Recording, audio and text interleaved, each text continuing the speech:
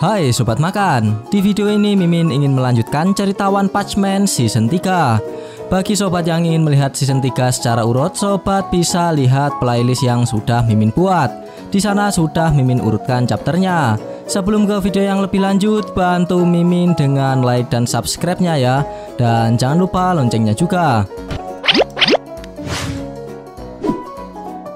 Sebelumnya perlu Mimin ingatkan, ini spoiler ya. Bagi yang hanya menikmati animenya saja dan gak mau kena spoiler, bisa tutup video ini sekarang.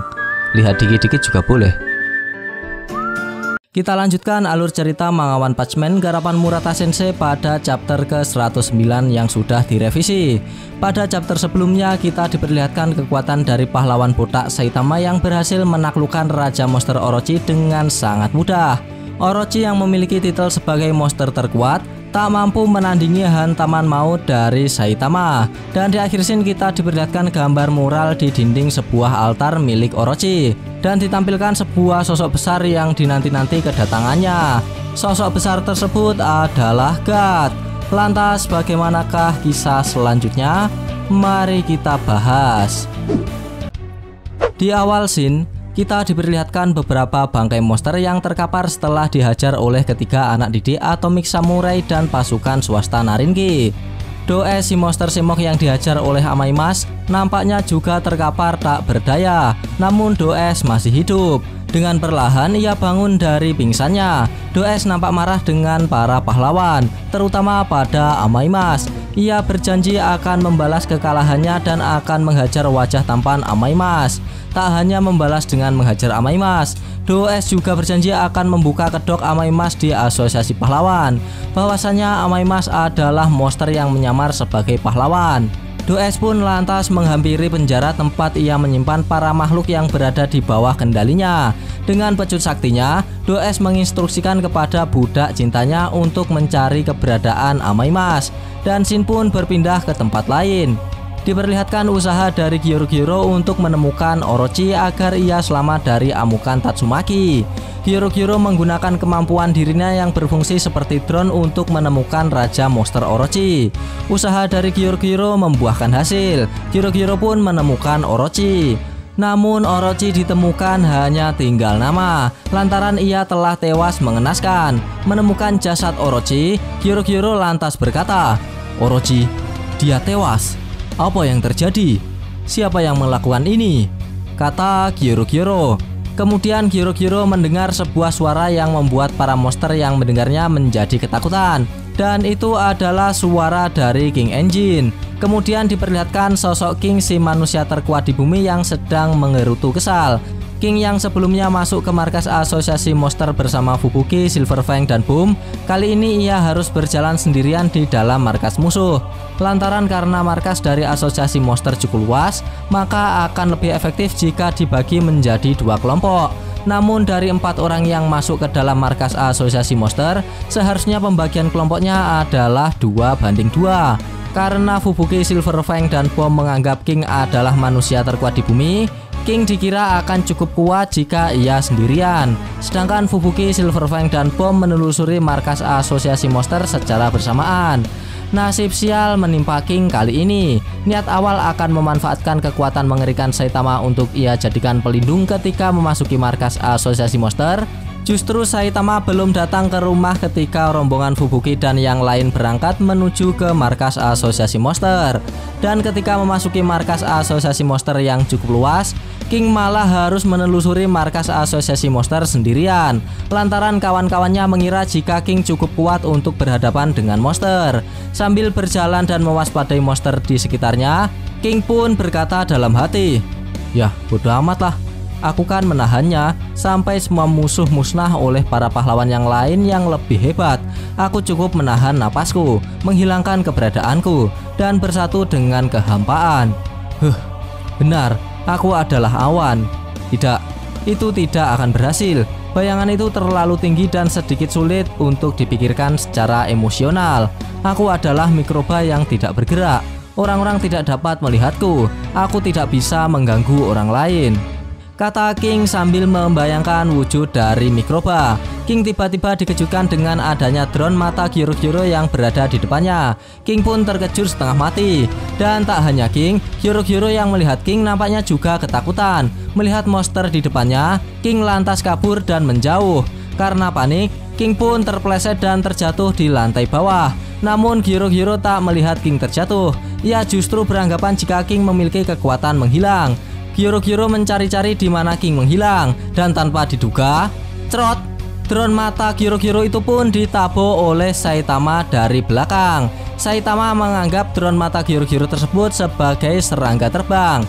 Dari sisi Gyro-Gyro, ia justru mengira jika King lah yang berhasil menghancurkan drone matanya. Gyro-Gyro pun berkata, "Aku telah dikalahkan. King, sejak kapan kau berada di belakangku?" Kata Gyro-Gyro. Saitama yang berada di dekat bangkai Orochi, ia lalu berkata, pada akhirnya aku kembali ke tempatku berada. Aku ingin tahu di mana orang tuanya. Aku harus berbicara sesuatu pada mereka," kata Saitama sambil melihat jasad Orochi. Dan scene berpindah ke sisi Gyro-Gyro kembali. Setelah ia melihat bangkai Orochi dan King yang berada di tempat yang sama, Gyro-Gyro pun berpikir apakah King yang berhasil mengalahkan Raja Monster Orochi. Mendengar Gyro-Gyro yang berkata tentang King, Tatsumaki pun menanggapi dengan berkata, "Seperti yang diharapkan dari sosok King, ia melakukan pekerjaannya dengan benar," kata Tatsumaki. Mendengar perkataan Tatsumaki, ia seolah-olah tak percaya mengetahui fakta jika Raja Orochi telah tewas begitu saja.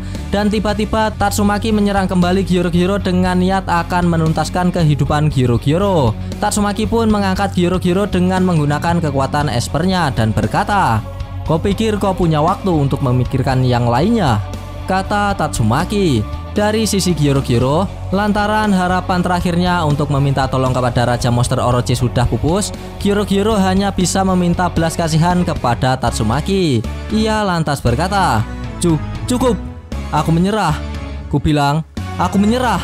Kumohon, ampuni aku," teriak Gyro-Gyro memohon. Tatsumaki menatap tajam ke arah Gyro-Gyro.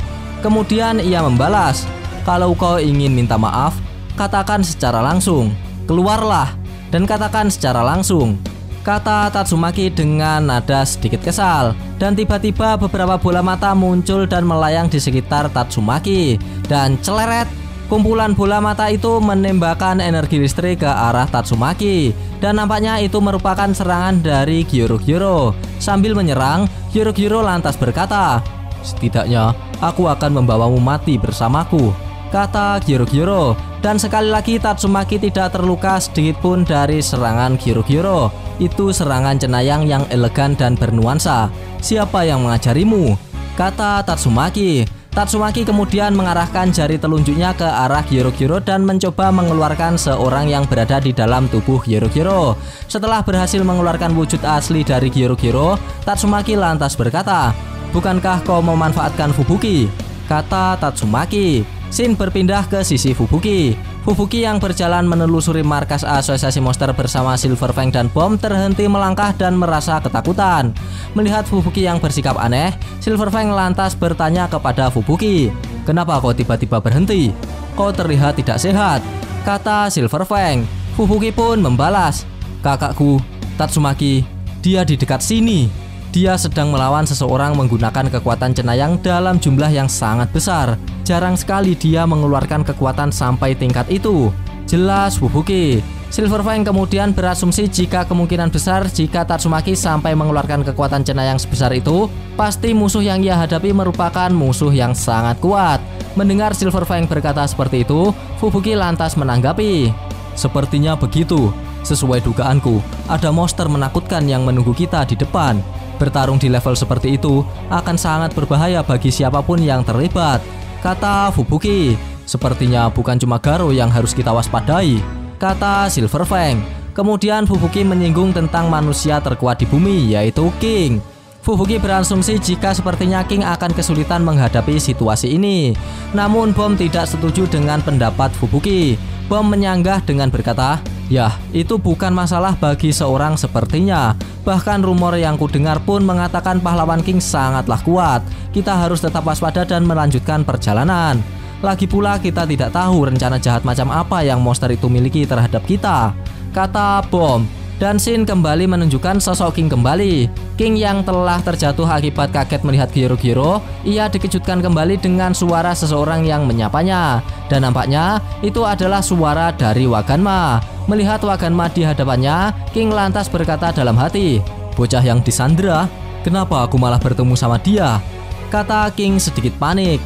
Melihat sosok King, Waganma lantas menangis dan berkata, "Wah, aku sangat ketakutan. Dari tadi aku berusaha meloloskan diri sendirian berlarian ke sana kemari. Sebenarnya ada monster yang mengejarku dari sebelah sana. Tolong habisi dia," kata Waganma sambil menunjuk ke arah monster yang ia maksud. Waganma lalu meneruskan, "Kalau ada King, aku bisa tenang kan? Bolehkah aku bersikap manja? Gendong aku dan antarkan aku ke pintu keluar dong," kata Waganma. King pun lantas menolak permintaan Waganma. Namun Waganma bersikeras ingin meminta King menggendongnya. Waganma berlari ke arah King. Namun belum sampai Waganma menyentuh tubuh King, Waganma terhenti di hadapan King. Waganma terkejut lantaran King memasang kuda-kuda bertarung ketika Waganma mendekat. Sambil menunjukkan ekspresi marah, King lantas berkata, "Sebaiknya kau menyerah saja padaku. Lebih baik kau menjauhlah dariku dan carilah pahlawan lain. Selucu atau semanis apapun sikapmu, itu percuma saja. Jika di hadapanku, jangan mengharapkan apapun. Percuma saja, kau akan kecewa," kata King. Dan nampaknya sesosok bocah yang berada di hadapan King bukanlah Waganma asli, melainkan sosok monster yang sedang meniru wujud dari Waganma. Monster tersebut kaget dengan kemampuan King, lantaran dengan transformasi sempurnanya tidak mampu mengelabuhi manusia terkuat di bumi ini. Karena gugup yang berlebihan ketika berhadapan dengan King, monster tersebut tidak mampu mempertahankan transformasinya. Pusat gravitasinya menjadi tidak stabil. Tulang Waganma yang dijadikan bahan dasar penyamaran malah menembus organ vitalnya. Dan tanpa perlawanan, King mampu mengalahkan monster bahkan tanpa menyentuhnya. Tubuh dari monster itu pun mencair. King yang melihat kejadian di depan matanya, ia nampak panik dan berkata, "Apa ini? Ngeri banget.